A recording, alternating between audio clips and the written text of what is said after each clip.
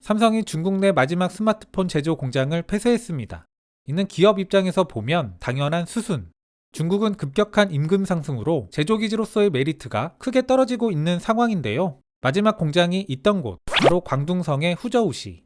광둥성의 경우 2009년 이후 연평균 임금 상승률이 10.4%에 달했습니다. 보통 공장이 문을 닫게 되면 지방경제에 큰 타격일 뿐 아니라 이 때문에 그리 좋은 소리를 듣지는 못합니다. 그러나 이례적으로 칭찬을 받고 있는 게 바로 삼성전자. 중국의 관영 언론 환구시보가 그 목소리를 전했습니다. 하지만 중국의 언론은 우리 국민들이 인식하는 그런 언론과는 다소 결이 다르다는 점을 항상 염두에 둬야 합니다. 오늘은 해당 기사와 함께 이면에 있는 그들의 의도를 짚어볼까 합니다.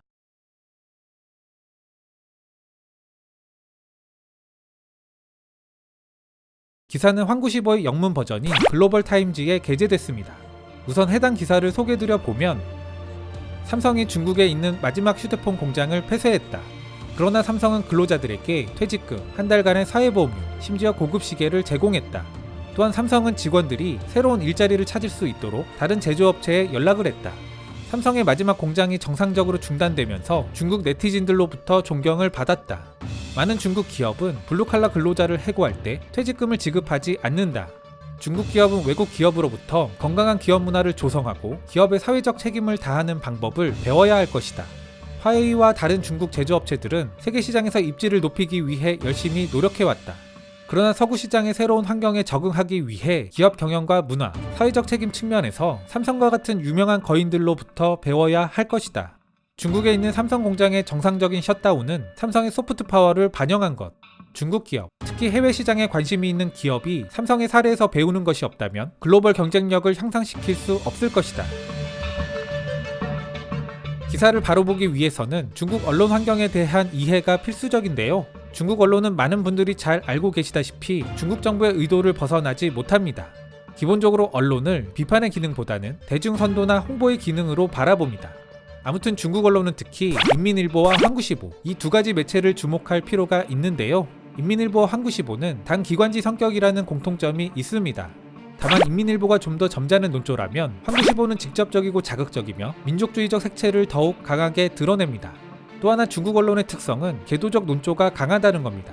이는 개인적으로 세계 각국의 언론들을 2년 넘게 모니터링하면서 중국 언론에서 가장 두드러진다고 느낀 부분입니다. 하나 예를 든다면 우리의 방탄소년단이 이슈가 되자 자국 아이돌을 비판하면서 아이돌은 이러저러 해야 한다고 훈계, 계도하는 식의 논조를 보이기도 했습니다. 과연 자유로워야 하는 창작자들을 훈계하는 게 문화산업의 발전에 도움이 될런지, 이런 부분을 차치하고라도 자신들을 절대선이라고 여기는 논조는 개인적으로 받아들이기 힘들었습니다. 그렇다면 그들의 의도는 무엇일까? 우선 첫 번째는 대기업을 중심으로 이루어지고 있는 한국 기업들의 탈중국을 달래기 위한 행보입니다. 이는 실질적인 경제적 피해를 막기 위한 것이기도 한데요. 기사 내에서도 이러한 내심이 드러나는 부분이 바로 다음 부분입니다. 공장 폐쇄에도 불구하고 이 회사는 중국에 대한 투자 확대를 중단하지 않았다. 삼성은 산신성 시안에 집중 투자를 하고 있다. 프로젝트의 첫 번째 단계에서 그들은 100억 달러 넘게 투자했으며 현재 진행 중인 2단계의 예상 투자는 150억 달러 이상일 것으로 예상된다. 결국 삼성을 잃는 것은 그들로서도 상상하기 싫은 시나리오가 되는 겁니다. 이런 의도성이 명확하게 드러나는 게 리커창 총리의 삼성반도체 공장 방문 기사. 환구시보가 삼성 공장 폐쇄를 이례적으로 칭찬할 때쯤 해당 기사가 인민일보를 통해 나왔습니다. 두 번째, 미중 무역 분쟁에서 한국을 우군으로 끌어들이고자 하는 겁니다. 좀 더 정확하게는 우군이 되지는 못하더라도 최소한 미국 편을 적극적으로 들게 하는 것 막고자 하는 것. 한국은 지정학적으로나 산업적으로 그들이 말하는 중국의 핵심 이익에 치명타를 줄 수 있는 몇 안 되는 국가입니다. 마지막으로 같은 선상에서 한국 내 여론을 긍정적으로 이끌기 위한 것이기도 합니다. 현재 중국은 시진핑 주석의 한국 방문을 추진하고 있는 상황. 그러나 중국에 대한 한국민들의 여론은 여전히 호의적이지 않은 상황입니다. 결국 중국이 행하는 일련의 움직임들은 사드 사태 이후 멀어진 한국과 다시 가까워지겠다는 의도가 가장 큽니다. 이것이 단적으로 표출된 게 오늘 소개해드린 기사입니다. 중국이 다시 다가옵니다. 그러나 중국은 너무 가까워져서도 안되고 너무 멀어져서도 안되는 불가근 불가원의 관계. 우리의 제대로 된 국가 전략이 필요한 시기입니다.